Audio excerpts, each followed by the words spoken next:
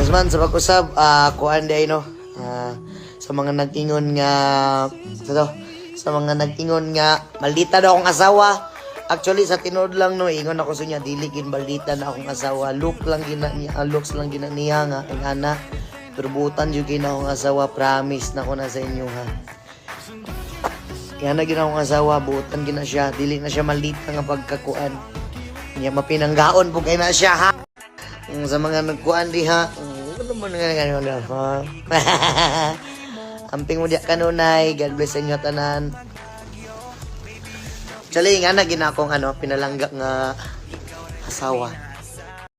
Kung tanawon nyo sa layo is, kuan, kumaga, para siya isog tanawon, pero makaila ninyo siya, buutan dyan na siya.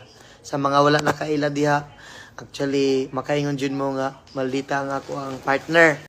Pero makaila na gina siya, makaistorya na ninyo, makaingon dyan maibuutan man di ay.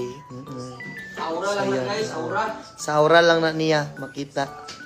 Manang ingon mo nga maldita, pero dili gina siya maldita.